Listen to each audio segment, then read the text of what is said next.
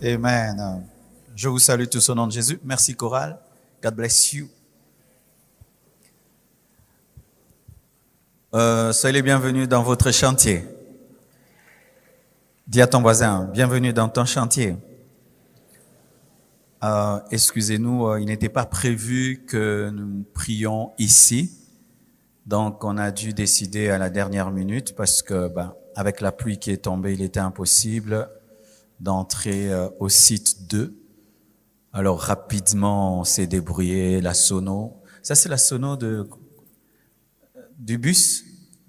Donc, heureusement qu'on a maintenant un bus évangélique. On a pris la sonorisation du bus, on a posé là. Et peut-être à côté de toi, il y a peut-être une motte d'éther, il y a une poussière. C'était un chantier jusqu'à 7 heures du matin. Amen. Hein? Donc ça, on a fait vite. Faites quelque chose de présentable afin de vous accueillir. Ne soyez pas très exigeants. Amen. Mais c'est déjà pour nous un test de ce lieu. On disait qu'il y aurait trop d'écho, mais ça va, non? Le son est bon? Donc, on voulait avoir peur pour rien. Je vous assure, le son est bien.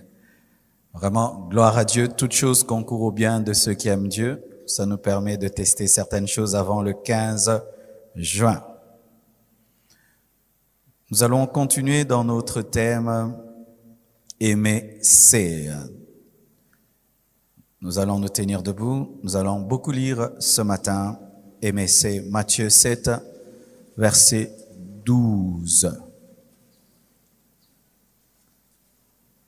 Tout ce que vous voulez que les hommes fassent pour vous, faites-le de même pour eux, car c'est la loi et les prophètes.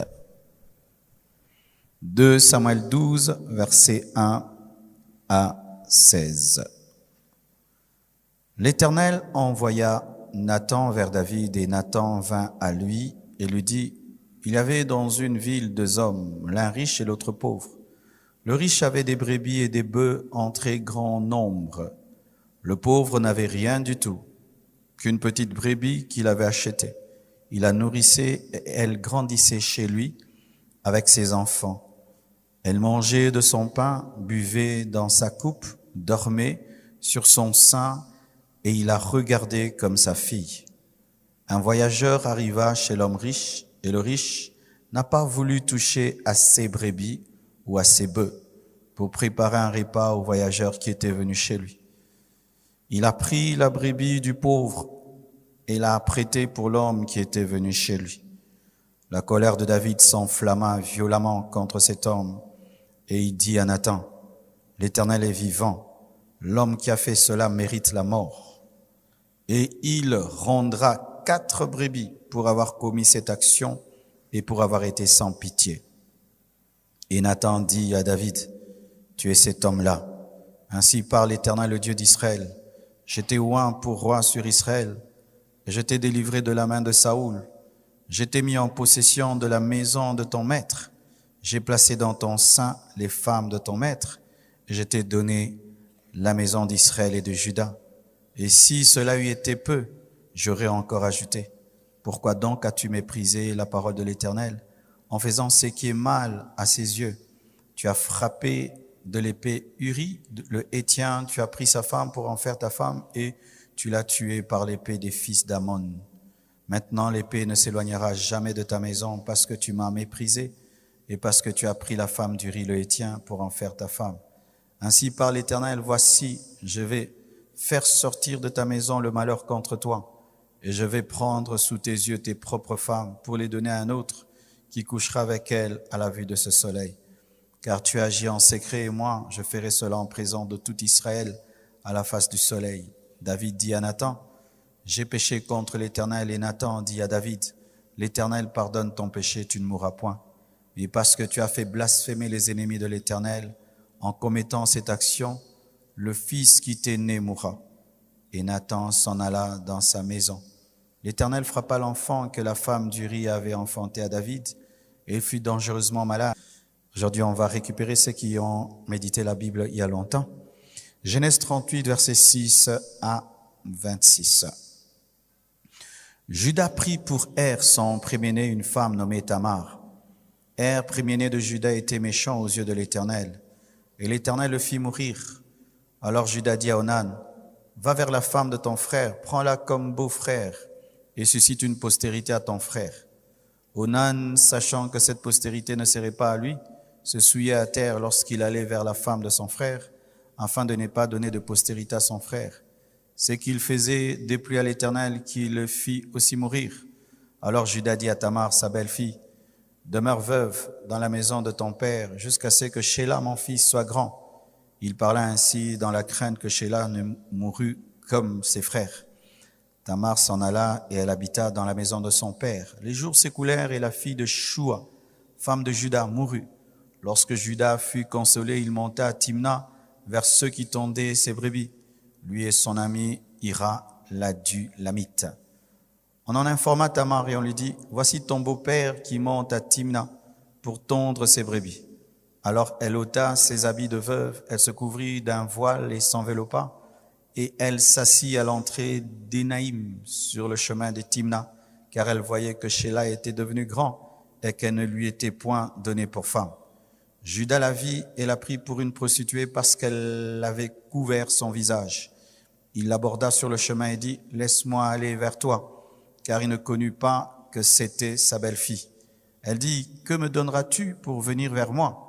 Il répondit, je t'enverrai un chevreau de mon troupeau. Elle dit, me donneras-tu un gage jusqu'à ce que tu l'envoies? Il répondit, quel gage te donnerai-je? Elle dit, ton cachet, ton cordon et le bâton que tu as à la main. Il lui donna, puis il alla vers elle et elle devint enceinte de lui.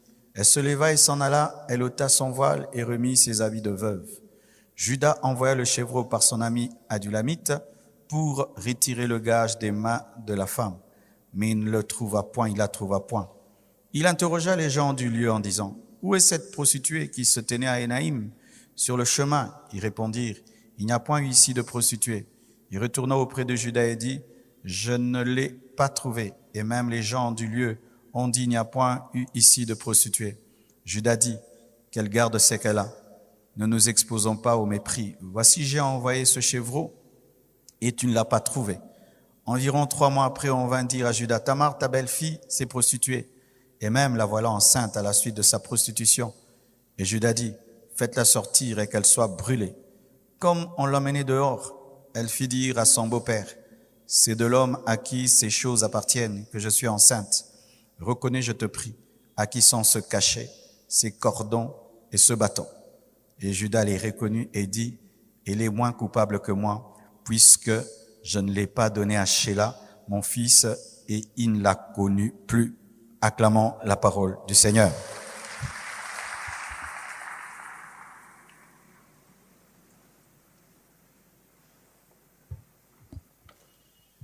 Je vois que certains ne sont pas assis. C'est mieux de monter au 2e gradin, comme ça vous pouvez vous asseoir là-bas.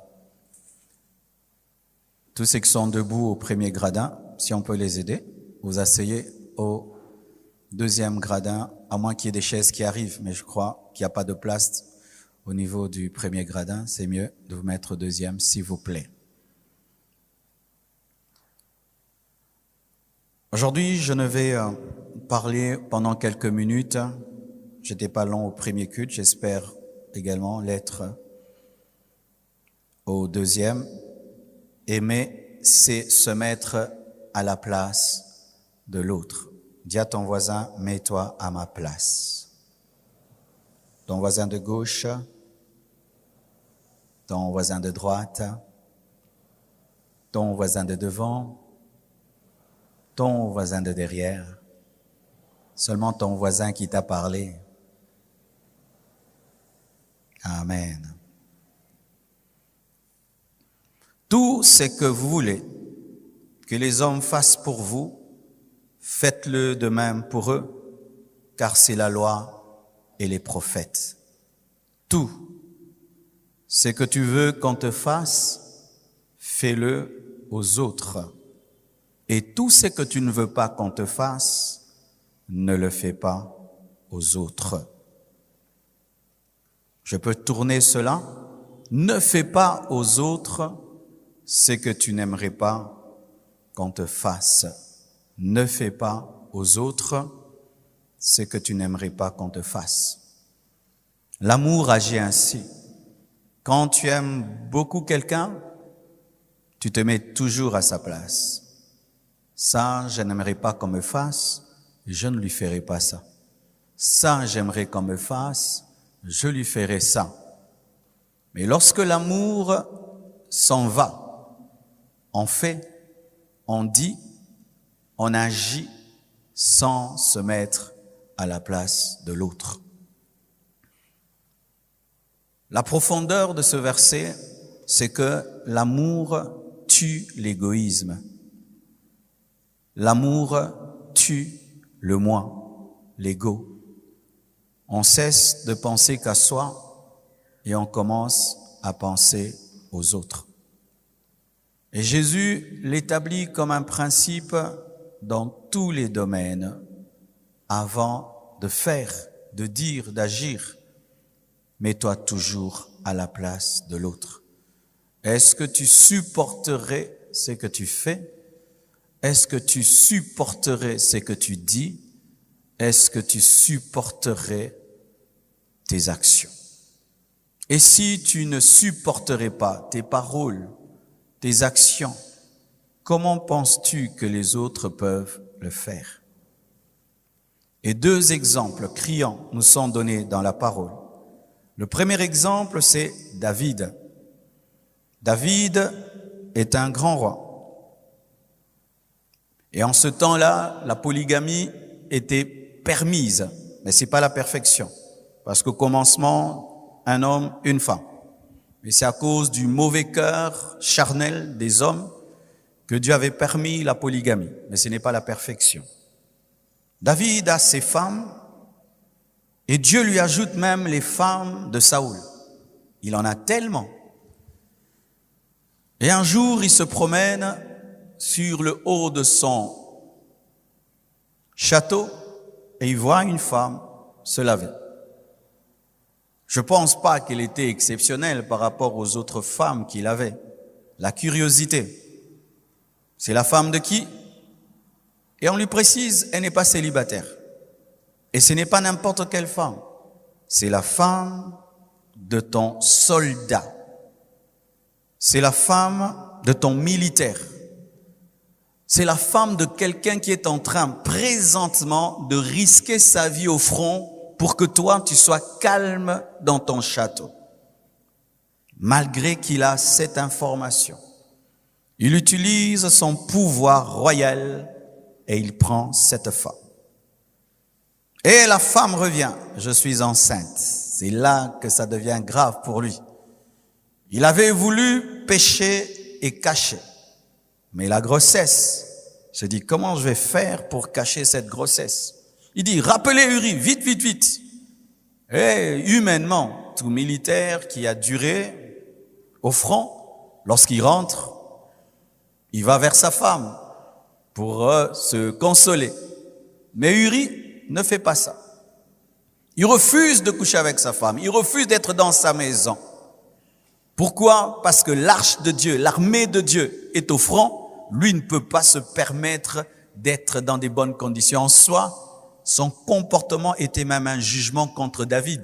Parce que David est resté dans son château pendant que l'armée se battait. Mais le militaire refuse d'être avec sa femme parce que l'armée est au front. Il était plus spirituel que David, plus patriote que David. On fait tout, on l'enivre et tout, mais malgré son ivresse, il est attaché à son principe. Et là, il se rend compte que la confusion qu'il voulait créer entre sa grossesse et celle d'Uri, ce piège, cette stratégie n'allait pas marcher. Et il dit à Joab de tuer Uri. Et comment? Il donne à Uri la lettre de sa mort. Connaissant encore la fidélité d'Uri, il sait que c'est un homme tellement loyal qu'il ne peut pas ouvrir la lettre que le roi lui a donnée. Une lettre qui contient sa mort, on donne dans ses propres mains, va donner au général. Et le général ouvre la lettre, donnée par Uri, dit, place Uri au front. là où il y a les hommes forts, et retirez-vous qu'il meure. Il a la lettre de sa propre mort, loyal, fidèle à son roi, à son Dieu. Il meurt pour une chose qu'il ne connaît même pas. Et le général dit à David, mission accomplie, on l'a éliminé, la grossesse là, personne ne saura d'où elle vient. Eh ben, frères, sœurs, un prophète véritable, des prophètes qui n'ont pas peur et qui disent la vérité au roi. Et on en a besoin dans ce pays-ci, des gens qui disent la vérité. Le prophète reçoit la révélation, mais sage qu'il était. Même si tu es ouin, si tu n'es pas sage, tu vas mourir avant ton temps. Je répète, même si tu es ouin, si tu n'es pas sage, tu vas mourir avant ton temps. Il sait qu'il vient de découvrir quelque chose de grave parce que tu as attrapé le roi dans l'adultère et tu l'as attrapé dans le meurtre. Il peut te tuer directement. Il vient le voir avec un message. Il dit, j'ai une histoire à te raconter, quelque chose qui s'est passé dans le royaume. Il y a un homme riche qui avait des brebis et des multiples brebis. Et d'un autre côté, il y avait un pauvre qui n'avait qu'une seule brebis, qui l'a achetée. Il dormait avec cette brebis, mangeait avec elle, c'était comme sa fille. Et un jour, l'homme riche reçoit un visiteur et refuse de toucher à ses brebis et va prendre la seule brebis du pauvre. Que devons-nous faire à un tel homme? Écoutez la réponse rapide de David. Un tel homme doit mourir et il doit rendre au quadruple. Écoutez son jugement lorsqu'il ne s'agit pas de lui. Lorsqu'il suppose que c'est quelqu'un de très loin, il est dur. Il doit mourir, il doit rembourser au quadruple parce qu'il ne s'agit pas de lui. Mais quand on lui dit, cet homme-là, c'est toi, il change directement, que Dieu me pardonne, j'ai péché. Vous savez pourquoi David a fait cela? C'est un homme qui n'avait pas l'amour de son prochain. C'est un homme qui, lorsqu'il jugeait les autres, il était dur, mais quand il s'agissait de lui-même, il était compatissant.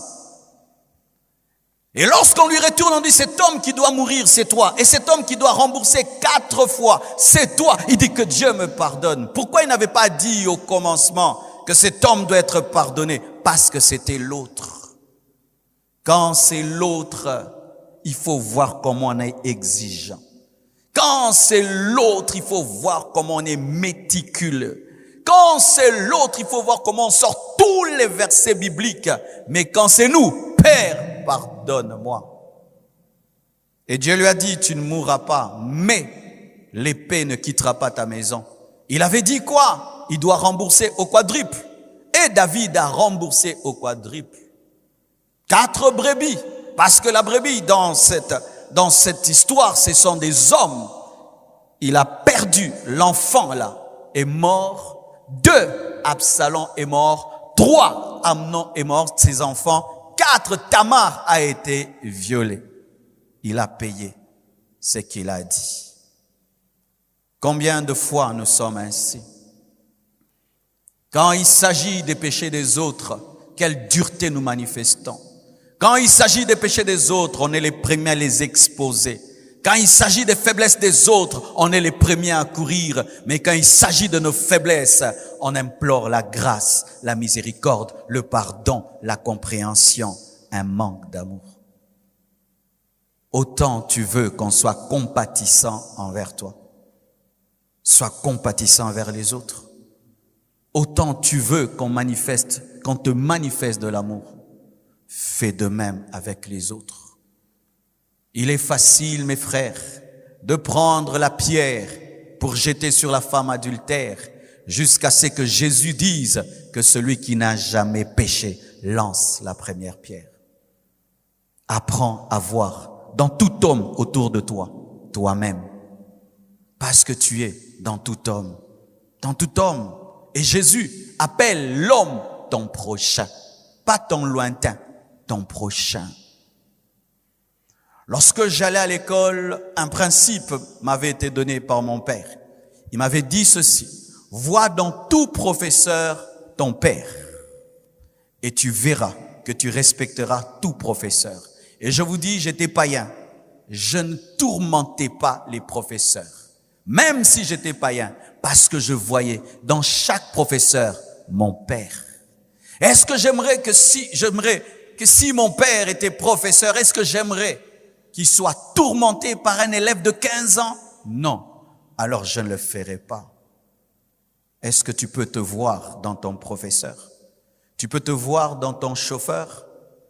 Tu es un chauffeur, tu lui parles n'importe comment. Si toi, tu étais un chauffeur, tu aimerais qu'on te parle comment? Tu as des domestiques, tu les traites comme des choses. Si toi, tu étais domestique, tu aimerais qu'on te parle avec quel ton? Avec quel ton? Avec quel ton de voix? Souvent, mes frères, nous vivons sans amour parce que nous ne nous voyons pas dans les autres. David, si cet homme existait, que c'était pas lui, il allait le tuer et lui prendre tout ce qu'il avait. Mais quand il a s'agi de lui, il a jeûné, il a prié, il a imploré Dieu.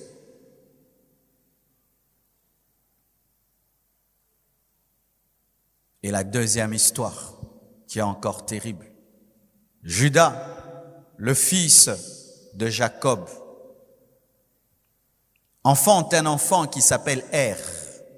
Cet enfant est méchant, tellement méchant que Dieu le tue. Et Er avait épousé une fille qui s'appelait Tamar. Et il ne laisse pas une postérité à Tamar.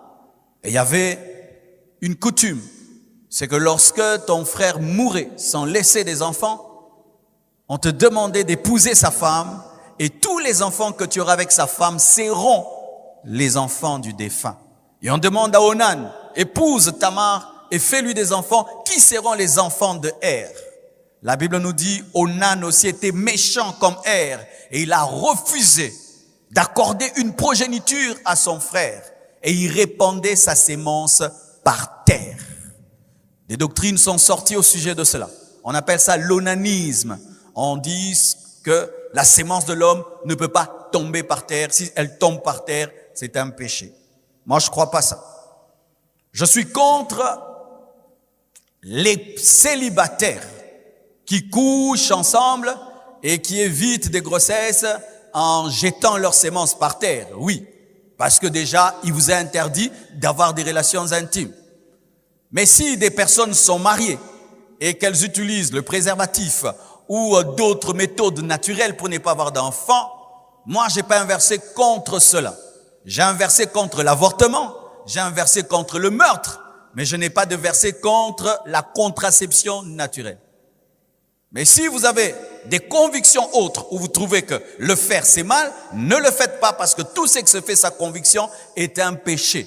Mais ceux qui pratiquent cela et qui sont dans le mariage et qui évitent des enfants non désirés, je n'ai pas un verset contre cela. Sinon Dieu aimerait que tu aies une équipe de football que tu ne sauras pas nourrir. Alors Onan répandait sa sémence par terre pour ne pas donner d'enfants. C'est pourquoi Dieu l'a tué. Dieu l'a tué non pas à cause de la contraception, mais à cause de la méchanceté. Amen. Et Dieu le tue. Regardez, Tamar épouse l'aîné, il meurt. Le second, il meurt. Toi, tu es père. Est-ce que tu donnerais encore ton fils à une telle femme? Elle est supposée maudite, peut-être même sorcière. C'est une sorcière, elle tue ses maris. Mais il y avait un autre enfant qui s'appelait Sheila, qui était encore jeune. Alors Judas dit à Tamar, va faire ton veuvage chez toi à la maison, et lorsque Sheila grandira, je te le donnerai. Mais en soi, il ne voulait pas lui donner son troisième fils. Il se disait, celui-ci aussi va mourir. Sheila grandit et Judas ne donne pas Sheila à Tamar. On dit à Tamar, ton beau-père, parce que lui aussi avait perdu sa femme, et il est allé tondre ses brebis. On dit, ton beau-père est allé tondre les brebis. Que fait Tamar? Elle porte les habits de prostituée. En ces temps-là, les prostituées couvraient leur visage. Vous imaginez ça? Les prostituées étaient couvertes, donc bien habillées. Ah, moi qui les baby fort. Alors, Tamar couvre son visage et elle se met à un coin, là où Judas va la voir. Judas passe par là et la voit et pense que c'est une prostituée. Et il veut aller vers elle. Et Tamar lui dit, qu'est-ce que tu vas me donner? Il dit, je vais te donner un chevreau. Ok, mais il ne l'avait pas sur place. Il dit, mais quel est le gage que tu vas réaliser ta promesse? Et puis Judas lui dit, demande-moi ce que tu veux. Quand quelqu'un veut pécher, il devient bête. Il est pressé de pécher, il dit, demande ce que tu veux, vraiment. Hein? Chaque fois dans ta vie que tu vas sentir que ton intelligence est en mode pause, tu es en danger. Je répète. Chaque fois dans ta vie que tu sentiras que ton intelligence est en mode pause, tu es en danger. Et là, il dit, ok, je te donne. Et puis la femme dit, donne-moi ton cachet, donne-moi ta corde et donne-moi ton bâton.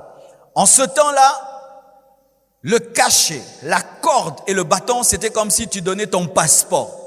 C'est comme si tu donnais tes empreintes digitales. Il dit, donne-moi ton passeport. Il dit, ok, prends. Et il va vers elle.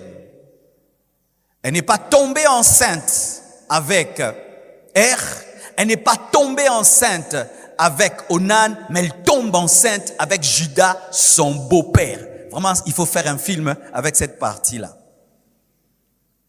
Elle tombe enceinte de son beau-père. Elle rentre chez elle, elle porte à nouveau les vêtements de la veuve. Mais 3 mois après, la veuve tombe enceinte. Et on dit, elle s'est prostituée. On va l'accuser où? Chez Judas. Judas, ta belle-fille s'est prostituée. Elle est enceinte de 3 mois. Écoutez Judas, et d'être brûlé. Comme David avait dit, il faut tuer et il faut rembourser x4. Elle doit être tuée. Mais cette fille était maligne dans le péché. Elle savait que cela allait arriver. Elle s'était déjà protégée. Elle a dit, ok. Elle prend la corde. Elle prend le bâton. Elle prend le cachet. Elle l'envoie seulement à Judas. Elle dit, allez dire à Judas, c'est celui à qui appartient cette corde, ce cachet et ce bâton qui m'a fait ça. Écoutez Judas, ni elle ni moi, personne n'est fautif.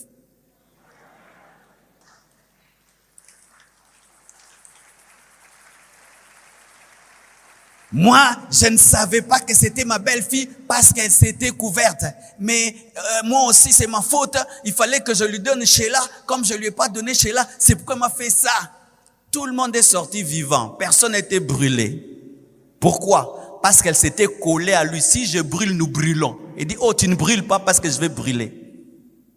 Quand il s'agit de l'autre, brûlez! Quand il s'agit de toi, pardon. Combien de fois nous nous comportons ainsi, comme Judas? Et combien de fois nous avons fait du mal à des Tamar, alors que nous sommes aussi fautifs qu'elle? Aujourd'hui, frères et sœurs, ma prédication est circonstancielle. Lorsque je vois l'état de notre nation, c'est ce problème-là qui nous tue. Nous ne nous mettons pas à la place des autres. Le pays le plus riche au monde, potentiellement, qui aujourd'hui commence à devenir un village, mes frères. Ce qu'on a vécu là, c'est un village, hein. Vous savez ça? Nous sommes des villageois. Les villageois, alléluia. Mais vous vivez dans un village, non? Il suffit d'une pluie pour que tout change. Une pluie. Alors que la pluie est une bénédiction. Il ne faut pas attaquer la pluie, lancer le feu contre la pluie. Hein. C'est la bénédiction. Mais aujourd'hui, la bénédiction devient une malédiction. Ce n'est que dans les villages. Les villageois, alléluia. Oui, si on te dit, tu habites où? Moi, je suis à Kinshasa, le village Kinshasa. Ou quand il pleut, on tremble. Comment nous en sommes arrivés là? Comment nous en sommes arrivés là où la pluie dérange tout un programme au point où je commence à penser acheter des pirogues compassion. Et je vous dis la vérité. Je suis très sérieux. Vous me connaissez, non? Et si ça fait encore ça, je veux aller, où est-ce qu'on voit les pirogues d'air? C'est où? C'est où? Et je vais acheter des pirogues pour vous, comme ça. Je vous dis la vérité. Comment nous sommes devenus un village? Un manque d'amour. J'étais à une conférence à l'Unikin avec un grand professeur d'économie et un autre, je crois, de leadership. On était en train de parler pourquoi l'Afrique était là et pourquoi le Congo est ce qu'il est. Ils ont parlé de macroéconomie, ils ont parlé de microéconomique, ils ont parlé de leadership et tout. Et quand on dit, pasteur, qu'est-ce que tu dis? J'ai dit non. Au Congo, on n'a pas un problème de diplôme, on n'a pas un problème de licence, on n'a pas un problème d'intelligence, on n'a pas un problème des hommes charismatiques, on n'a pas un problème de talent. On a tout ça. Nous sommes un pays extraordinaire dans ce domaine-là. Nous sommes intelligents. Oh, les Congolais sont intelligents, talentueux. Regardez comment on bouge le monde. Mais notre problème, c'est que nous sommes pauvres en amour. Pauvres en amour. Et on commence à battre le record de la méchanceté. Le record mondial de la méchanceté.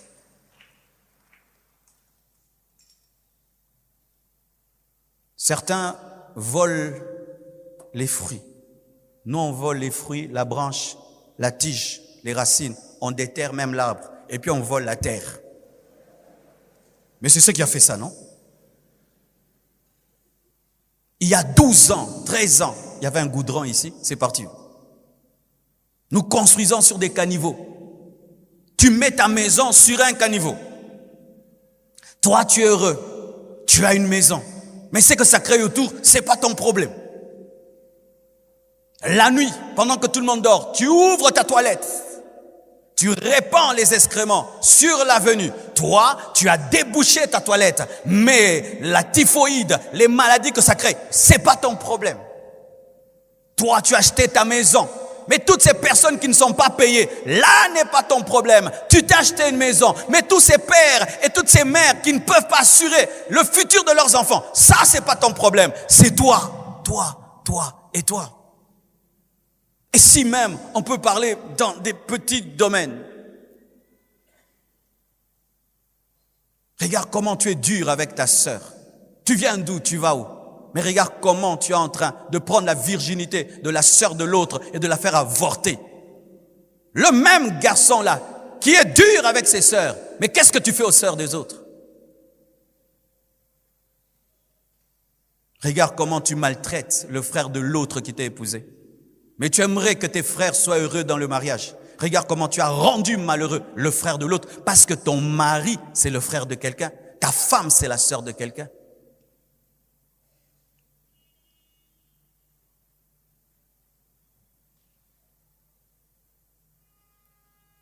Tu aimerais que ta sœur se marie à quelqu'un qui la maltraite? Regarde ce que tu fais à ta femme, elle est malheureuse. Tu aimerais que ton frère se marie à une femme qui le maltraite? Regarde ce que tu fais à ton mari qui est malheureux. Tu aimerais que quelqu'un puisse jouer avec tes enfants, mais c'est ce que tu fais, tu joues avec les enfants des autres. Tu aimerais que quelqu'un un jour te prenne toutes tes économies, mais regarde, tu as escroqué quelqu'un, tu lui as tout pris. Moi, et moi. On me donne l'argent d'une route qui doit faire 10 ans. Je commande une route qui va faire 2 ans.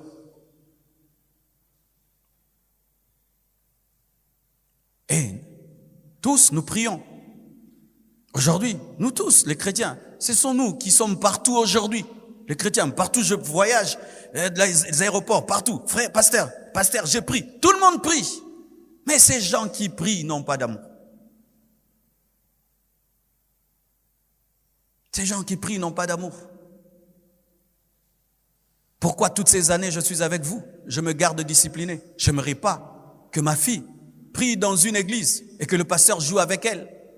C'est pourquoi je ne peux pas jouer avec toi. Parce qu'en chacune de vous, je vois Choukrani, je vois Chifra.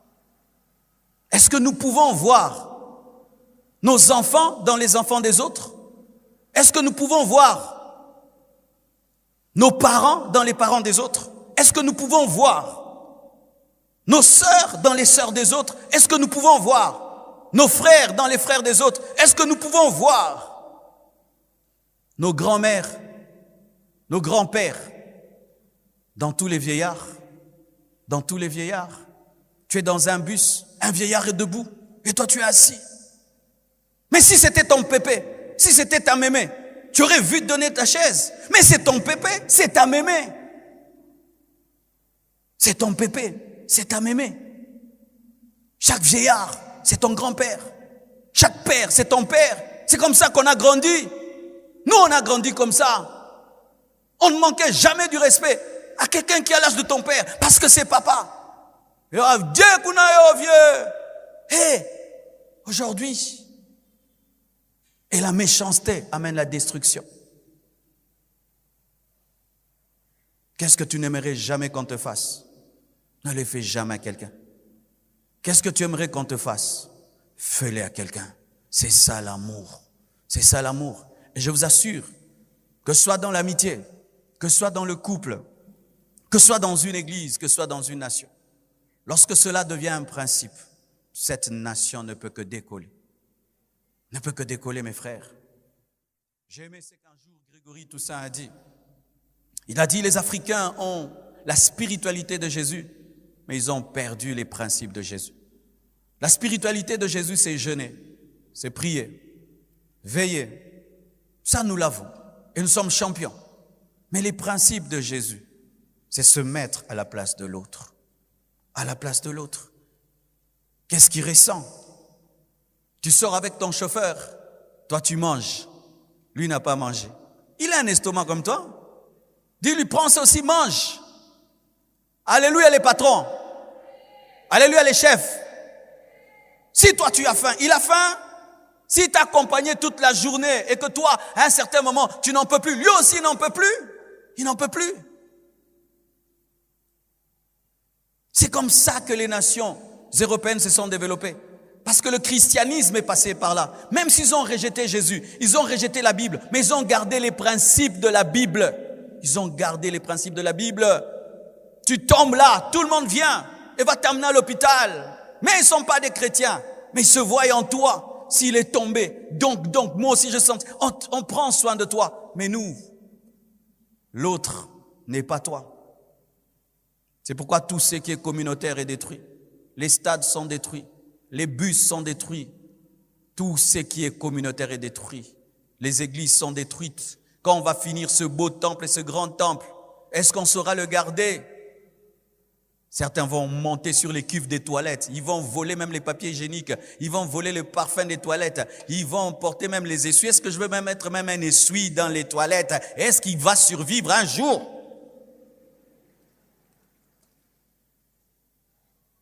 Au point, il faut écrire sur les toilettes, ne monte pas sur la cuve. Il va chevaucher la cuve. Pourquoi? Lui ne doit pas attraper des microbes. Mais ses pieds, ça là, il va les mettre sur la cuve. Lui qui sorte sans microbes, mais il te laisse les microbes là. Et il ne va pas essuyer. On laisse une toilette telle qu'on l'a trouvée. Tu trouves une toilette propre, tu la laisses propre. Pourquoi? Tu penses à l'autre. De la même manière, tu évites les microbes, tu dois penser que l'autre ne doit pas attraper les microbes. C'est comme ça qu'on vit dans la propreté. Lorsqu'on pense à l'autre, l'amour t'amène à vivre dans l'excellence. Aimerais-tu entrer dans une toilette et tu trouves des choses? Mais toi, quand tu en laisses, quand vous jetez vos tout dedans, quel plaisir il y a à voir ça. Ton sang, tu le jettes, ton sang, dans les toilettes publiques. Tu n'utilises pas la chasse. L'autre passera là. Ça peut se passer dehors, mais ça ne peut pas se passer parmi les enfants de Dieu.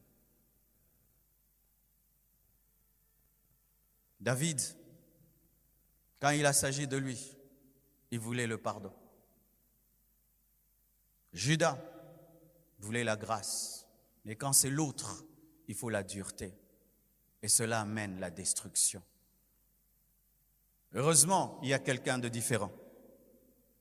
Aimeriez-vous que j'en parle? La Bible dit dans Jean 10, verset 11, « Je suis le bon berger. Le bon berger donne sa vie pour ses brebis. Mais le mercenaire qui n'est pas le berger et à qui n'appartiennent pas les brebis, voit venir le loup, abandonne les brebis et prend la fuite. Et le loup les ravit et les disperse. Le mercenaire s'enfuit parce qu'il est mercenaire et qu'il ne se met point en peine des brebis. Je suis le bon berger. Jésus est le bon berger qui s'est mis à notre place.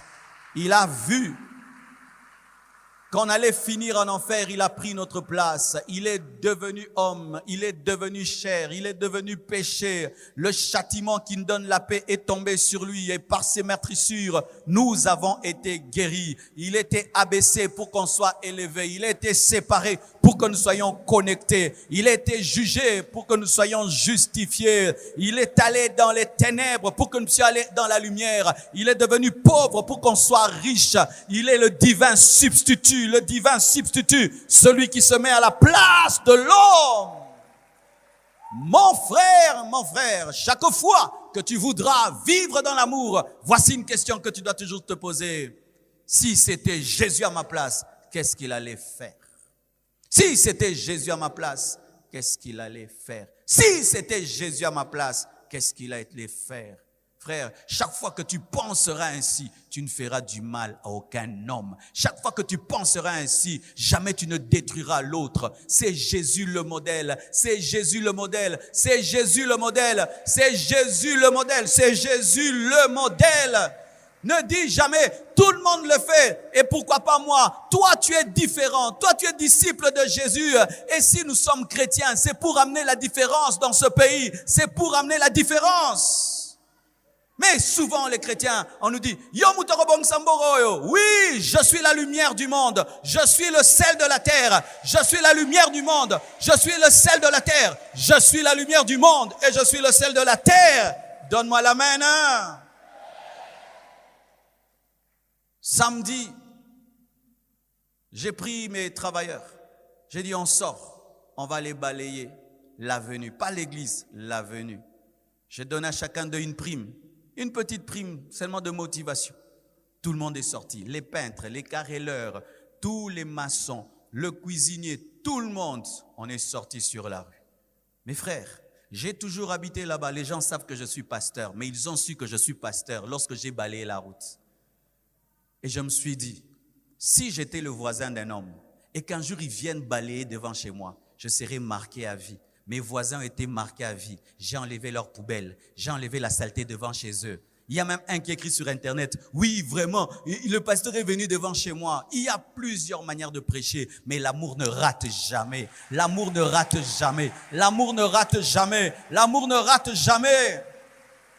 Et quand je regardais l'avenue, c'était beau. Tout le monde a construit quelque chose de beau. Mais j'ai vu 2 parcelles qui n'étaient pas belles.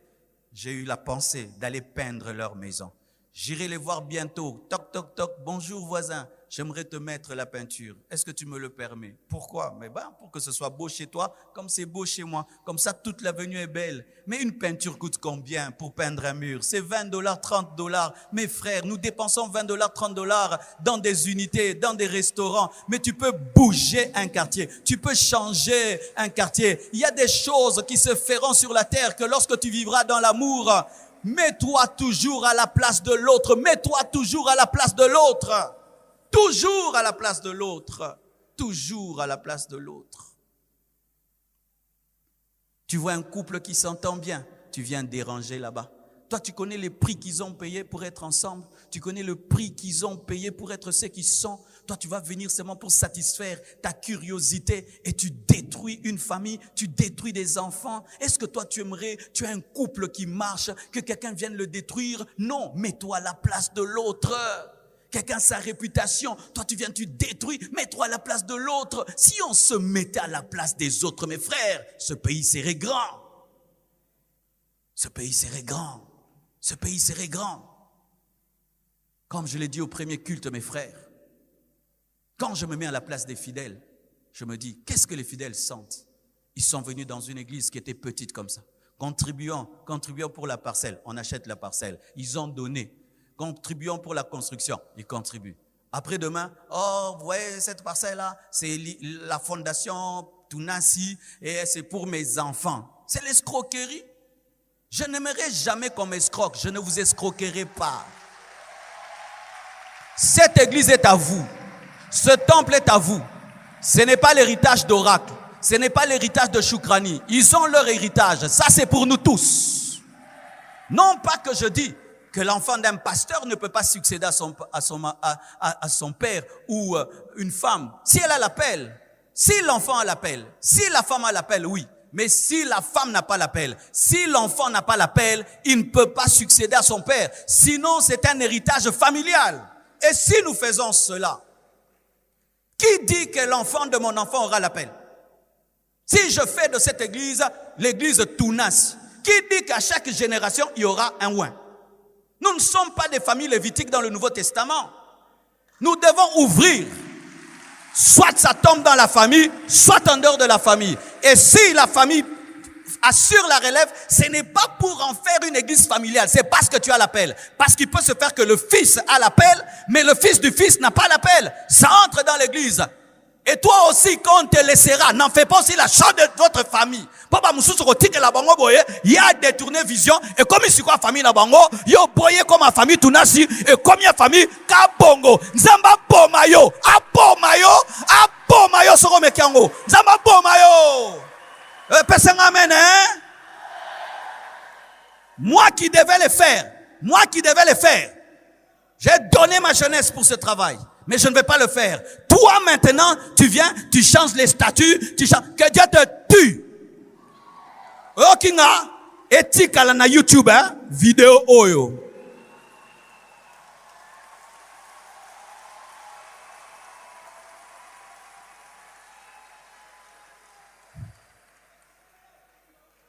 Regardez. J'ai été touché. Je vais à Dubaï. Tu vois un immeuble grand. Tu vois, c'est un homme qui a construit ça. Il sait qu'il va mourir, mais il construit ça. Il laisse ça à la postérité. Il n'est pas chrétien. Comment nous, les chrétiens, on ne peut pas laisser des choses à la postérité? Que tout ce qu'on fait, ça doit être dans ta famille. Donc les païens sont plus saints que nous. Il y a des gens qui ont construit des ponts, qui ont construit des choses, mais qui ont laissé à la postérité. J'ai remarqué que tout ce qui devient familial ne dure pas dans le temps. L'Église catholique demeure parce qu'elle n'appartient à personne. Le pape est mort, ça n'a pas tremblé, parce que ça n'appartient pas à la famille du pape. L'Église protestante demeure parce qu'elle n'appartient à personne. Wesley a engendré le méthodisme, mais n'a pas laissé le méthodisme à sa famille. C'est pourquoi on parle encore du méthodisme. Et j'ai compris quand j'étais en prière, si je veux que cette Église, après moi, parce que Jésus peut revenir dans 200 ans, hein, il est souverain. Si je veux que l'Église Compassion, après 200 ans, existe, ça doit appartenir à tout le monde. C'est dire que le leader s'en va, mais le statut maintenant protège l'Église. Et des avocats protègent l'Église. Et des anciens protègent l'Église. Toi, on te donne l'Église, tu as un salaire. Tu meurs, on cherche un autre pasteur. Comme les églises protestantes. C'est seulement ça qui va durer. Mais quand ça commence à faire des détournements de visions et de doctrines, c'est quand ça meurt. Parce que ça peut tenir pendant la vie de celui qui prend, mais pendant la vie de l'enfant, ça disparaîtra. Et un travail comme ça, on a souffert, on a pleuré, il ne disparaîtra pas. Et pour qu'il ne disparaisse pas, il faut le s'aimer dans l'amour. C'est la sémence de ma jeunesse. Comme ça, même après 100 ans, on dira qu'il y avait un Marcelo qui a laissé cette église à tout le monde. Cher homme de Dieu, vous qui m'écoutez, vous qui changez vos églises en entreprise familiale, qui te dit que l'enfant à qui tu as laissé aura un enfant qui aura un enfant ouin et puis ouin et lui sera accepté comme toi? On risque de vous laisser vos temples vides et les fidèles vont ailleurs car les temples peuvent appartenir à la famille mais pas les humains. Je peux dire, ça c'est pour la famille Tunasi. Toi tu es de la famille Tunasi, tu es obligé de rester là. C'est ainsi que les églises vont se vider dans 25 ans à cause des successions sans amour. Je sais que ce que j'ai dit va me créer des problèmes. J'assume et j'accepte, je suis prêt. Je sais, mais dans le fond de vos cœurs, vous qui faites ça, quand vous étiez convertis au départ, c'était ça votre doctrine? Vous avez changé la doctrine en cours de route à cause de l'argent. L'argent.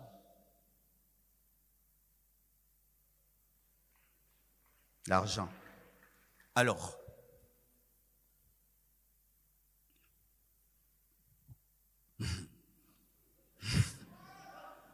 Alors, vraiment, j'ai beaucoup médité dessus.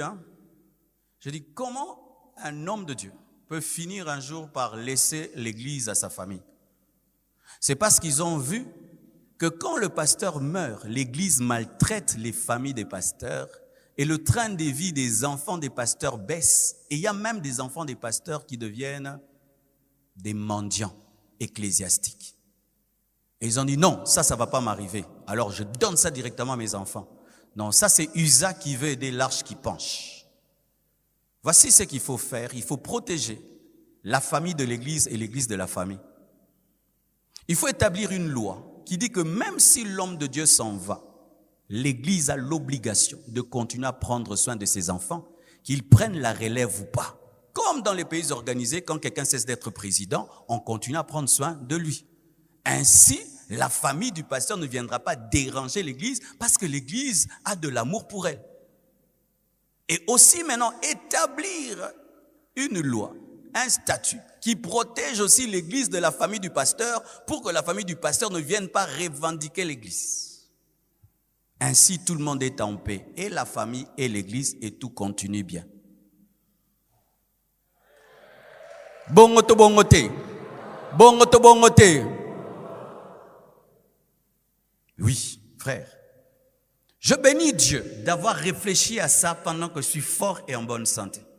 Et parmi même les choses aussi qu'il faut faire, c'est que pendant que tu es vivant, que Dieu te donne de voir déjà ta relève. Et lâcher les choses pendant que tu es vivant, afin de gérer pendant que tu es vivant la transition. Et c'est maintenant ma prière. Depuis que j'ai atteint 50 ans, ma prière, montre-moi ma relève. Si ma relève n'est pas dans ma famille, montre-moi. Si c'est dans ma famille, montre-moi. C'est maintenant ça ma prière. Et des fois, je regarde certains, tu ne sais pas, j'ai des grands projets pour toi, mais Marambo, ça, la note, allez, frère. Mais oui. Je suis en train de prier comme ça maintenant. Parce que c'est bien que toi-même tu puisses cocher la relève. Et que toi-même tu puisses introduire la relève. Et tu es là comme si tu n'es pas là. Et tu vois comment les choses se passeront quand tu ne seras pas là pendant que tu es là. Les païens le font. J'ai vu ça au Botswana. Un président qui est en place, il montre déjà quelqu'un d'autre. Et il le laisse et coach pour que les choses se passent comme il veut. Et voyez comment le Botswana aujourd'hui est devenu une puissante nation, rien qu'avec 6 ou 7 présidents réellement démocrates. Si les païens réussissent ça, comment nous, les enfants de Dieu, ne réussissons pas ça à cause de l'amour de l'argent?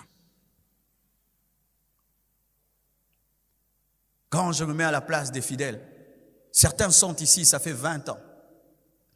Tu sais, quand tu as prié dans une église pendant 20 ans, tu as du mal à prier ailleurs.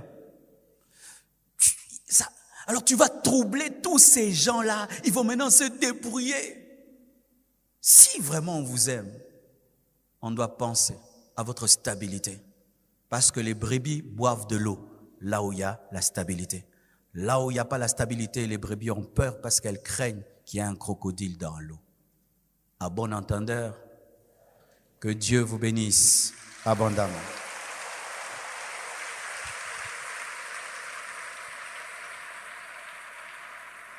Tu vas mettre ta main sur ton cœur et tu vas demander à Dieu l'amour qui te permet de te mettre à la place des autres. Prions au nom de Jésus.